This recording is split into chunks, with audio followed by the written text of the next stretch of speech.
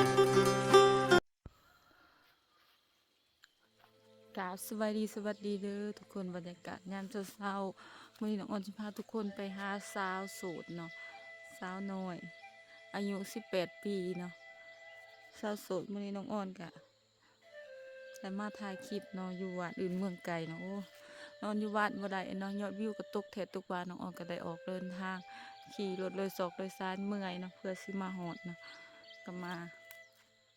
ถ่ายคลิปเลยทุกคนพากทุกคนให้กำลังใจน้องอ้นสาวเล่าแต่นี่เลยทุกคนเลยประมาณนี้บรรยากาศเนาะ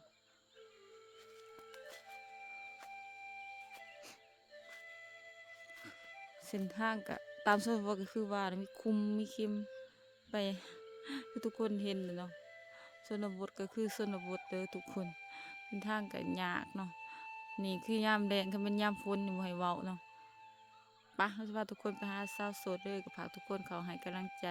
น้องในเด้อทุกคนเลย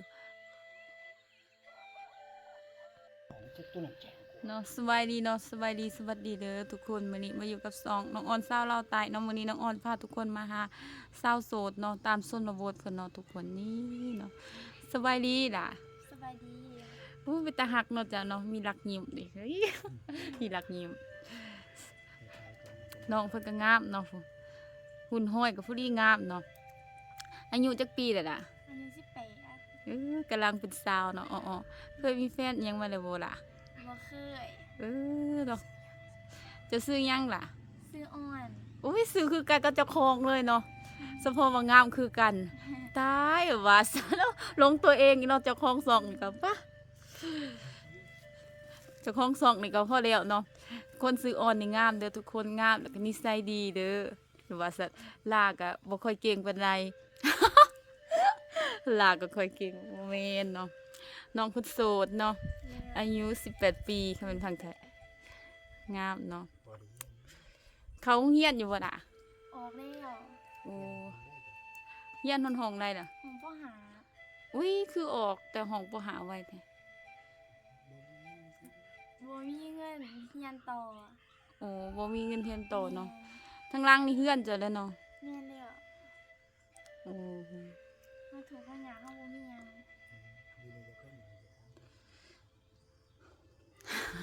อยู่นี่จักคนเลยล่ะจะครอบครัวเจ้าอยู่จักคนอีหยังนะ 7 คน 7 คนโอ้ แม่ จะเป็นลูกคนที่เท่าไหร่จ้ะ คนที่หนึ่ง โอ้คนที่หนึ่ง แม่ พ่อแม่จะไปใส่แล้วนี่ แม่ก็พอเราไปหน้า โอ้แม่ก็พอจะไปหน้า แม่ อ้ายเอื้อน้องจะมีจักคน 7 คนอ้ายเอ้ยน้องกัน5 คน อ้ายห้า บ่ น้อง น้องกันหา น้ น้ อ อง ง4 คน โอ้ รวม เนาะ ถึงเฮาที่เป็นหา โอ้แบบเพิ่งพ่อทั้งแม่เจ้าก็7เนาะ แม่น ก็จะมี7คนเนาะ แม่นแล้ว ห้าน้องหัดสี่เจ้าคนผู้เอื้อยกกเลยเนาะ แม่น ก็น่ะก็มีแต่น้อยๆน้อยๆเนาะน้องแกเนาะเจ้าใหญ่สุด โอ้คิดว่าก็คือว่าจะมีอายมีหยังอีกหั่น น้อ เนาะ ง บ่มี มี เนาะ แต่น้องอายุ3 ปีผู้หนึงก็5 ปี โอ้ แล้วก็ยังนิดน้อย2-3 ปี น้องคลิปนี้มันเป็นคลิปแนะนำตัวน้องเพิ่นเนาะน้องเพิ่นชื่อออนเนาะชื่อออนแล้วก็อายุเพิ่น18 ปีเนาะเพิ่นเป็นสาวโสดเนาะทุกคนมื้อนี้น้องออนก็พาทุกคนมาเบิ่งวิถีชีวิตชนบทเฮาเนาะผู้สาวตามชนบทเนาะน้องเพิ่นก็ครอบครัวเพิ่นมีอยู่7 คนเนาะมีน้อง4เพิ่นเป็นคนที่ห้าเนาะเพิ่นเป็นเอื้อยกกหมู่เด้อทุกคนเนาะน้องพันบ้านเมืองน้องอยู่ไสเด้ บ้านน้องกันเมืองทัดแตงเพิ่นสิกอง โอ้ว่านน้องกันเนาะเมืองท่าแตงเคงเซกองเนาะน้องโอนก็มาโผล่อยู่เมืองท่าแตงเนาะทุกคนเพราะว่ามาถ่ายคลิปเลย มาไกลเนาะเฮามาถ่ายคลิปเนาะเฮาก็ไปตามกระแสน้องเฮงน้องเพิ่นเป็นตาฮักตาแพงก็เลยมาถ่ายคลิปน้องเพิ่นเนาะก็ฝากทุกคนเข้ามาให้กำลังใจน้องเพิ่นเด้อทุกคนเพราะว่าน้องเพิ่นก็คือว่าเลยทุกข์ยากเนาะทุกคนเนาะทุกข์ง่ายเนาะบ่แม่นทุกข์ยาก อันนี้น้องเพิ่นก็ยังเป็นสาวโสดเนาะเพิ่นก็บ่ทันได้เคยมีแฟนมีหยังจักเทื่อน้องก็มีช่องทางติดต่ออยู่บ่ บ่มีเฮาบ่มีโทรศัพท์เล่น โอ้ โอ้เอ้าพะยูจังได๋ซื่อว่าวัยรุ่นนำอันนี้เขาคือมีอิหยังน้องพะยูแบบใดไปให้ไปสวนซื่อๆนี่แหละเนาะ แม่นตื่นเช้ามากอะสวยหน้าล้างตาไปให้ไปสวน อืม ตอนแรกมากอะอยากกินข้าวแล้วก็นอนบ่มีโทรศัพท์เลย โอ้ แม่น เนาะ เดี๋ยวเฮาก็บ่เคยออกไปเล่นข้างนอกแบบคือเขา โอ้ เฮาบ่มีหั้นนะเฮาถูก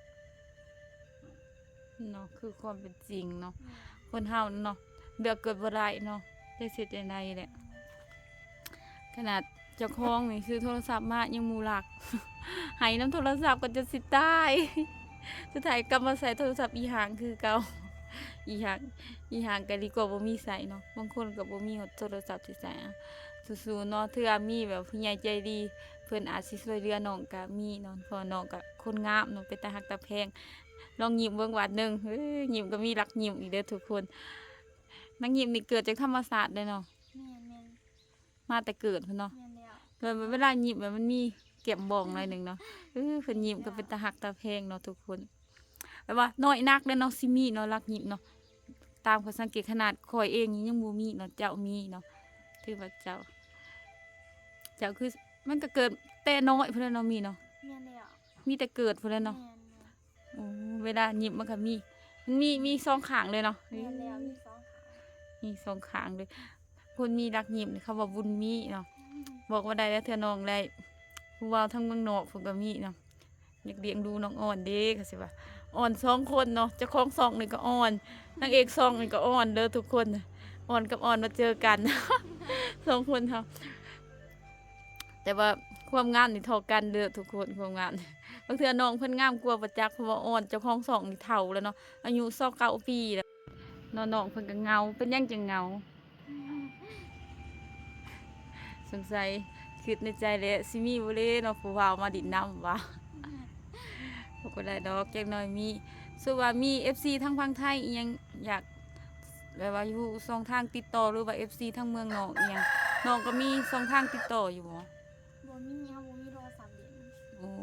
เอ้าพะยูจังได๋ซื่อว่าวัยรุ่นนำอันนี้เขาคือมีอีหยังน้องพะยูแบบใดไปให้ไปสวนซื่อๆนี่แหละเนาะ แม่นตื่นเช้ามากอะ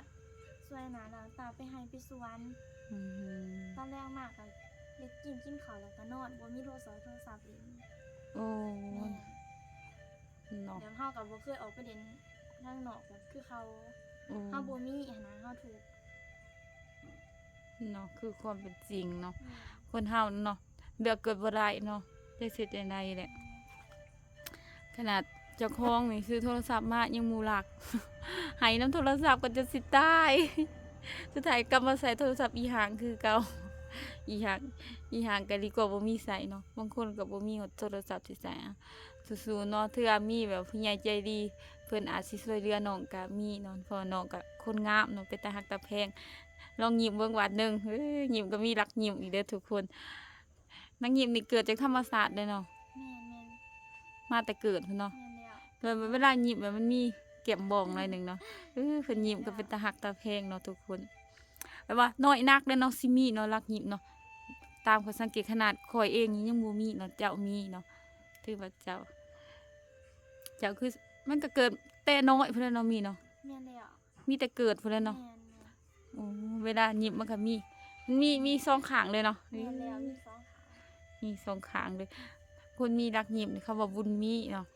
บอกว่าได้แล้วเทื่อน้องได้ผู้เว้าทั้งเมืองนอกเพิ่นก็มีเนาะอยากเลี้ยงดูน้องอ่อนเด้ก็สิว่าอ่อนสองคนเนาะเจ้าของซองนี่ก็อ่อนนางเอกซองนี่ก็อ่อนเด้อทุกคนอ่อนกับอ่อนมาเจอกัน สองคนเฮาแต่ว่าความงามนี่เท่ากันเด้อทุกคนความงามบางเทื่อน้องเพิ่นงามกว่าประจักษ์เพราะว่าอ่อนเจ้าของซองนี่เฒ่าแล้วเนาะอายุ29ปีแล้วอ่อนอันนี้กำลัง17 18ปีเนาะน้องเพิ่นขึ้นใหม่เอาให้น้องเพิ่นซะก็ยอมแพ้ซะ น้องเพิ่นงามกว่าว่าซั่นเนาะแล้วก็พาทุกคนเบิ่งเนาะวิถีชีวิตน้องเพิ่นเนาะคลิปนี้เป็นคลิปแนะนำโตวน้องเพิ่นเด้อน้องเพิ่นเดี๋ยวน้องออนสิเว้าย้ำอีกครั้งเนาะน้องเพิ่นอายุชื่ออ่อนเนาะอ่อนคำเดียวเลยว่าชื่อเจ้า แม่นซื้ออ่อน ชื่อเดียวอีก แม่น ชื่อเดียวโอ้บ่มีชื่อเดียวเลยขอยยังว่ามีชื่อยาวเนาะอ่อนตะวันเนาะเพิ่นยังว่ามีชื่อเดียวเลยเนาะอ่อนคำเดียวเนาะไผเป็นคนตั้งชื่อให้เจ้า แม่ โอ้ จะเกิดมาตอนตะเว้นพวกมันอ่อนบ่เขาจังดัง ถ้า สื่อ สมมติหูคือการเล่าบริวารสิฟังหูจ้าแต่ว่าเราบอกว่าเกิดตอนเสาร์ตอน8 โมง เมนเด้อคอยยังคือกันคอยเกิดทำประมาณ5 โมงเช้า5 โมงนี่แหละตะเวนใบกล้วยกำลังสิแจ้งนะใบกล้วยเหลื่อมคนตะกี้สมัยหอแสงแหลกอ่อนๆก็เลยตั้งชื่ออ่อนตะวันตะเวนนี่ทางขึ้นถ้าเป็นคนซื้ออ่อนแม่นกำลังเกิดตะเวนอ่อนๆคนตะกี้เขามักซื้อตามไก่เคียงหั้นนะประมาณนั้นเด้อเนาะเฮ็ดจักก็เกิด8 โมงเนาะแม่นน่ะตะเวนมันก็8 โมงก็ร้อนเติมนะแต่ว่าแสงแดดก็ยังอ่อนอยู่แหละก็ซื้ออ่อนเห็นบ่ ไก่เคียงกันเนาะเขาก็เจ้าคือกันในลักษณะ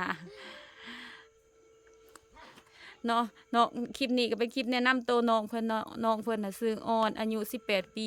โสดเนาะทุกคนอยู่วัดน้องกันเมืองท่าแตงแขงเซกองเลยทุกคนคลิปนี้น้องออนน้องกับมาเฮ็ดคลิปแนะนำตัวสาวโสดเพิ่นเนาะตามส้นระบทเด้อทุกคนกับพากทุกคนก็ให้กำลังใจน้องเพิ่นเด้อติดตามเบิ่งวิถีชีวิตน้องเพิ่นว่าน้องเพิ่นสิ เฮ็ดอาชีพหยังมีแนวอยู่แนวกินในหยังเนาะหรือว่าค่าถามค่ารองค่าสินสอดน้องเพิ่นก็ได้เนาะคันยอดวิวดีเดียวน้องออนสิกลับมาถ่ายคลิปอีกเด้อทุกคนเด้อ แล้วกองสองก็นี่เนาะทุกคนนี่ก็เป็นเพื่อนน้องเพิ่นเนาะนี่เนาะเพื่อนเพิ่นก็ปลูกกระพมกาแฟเนาะข้างเพื่อนเพิ่นก็มีบักลำไยเนาะ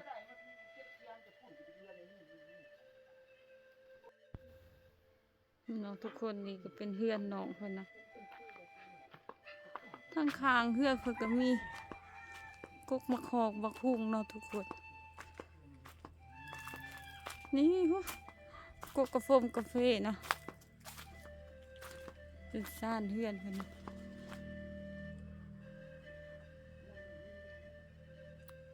สาวกาแฟ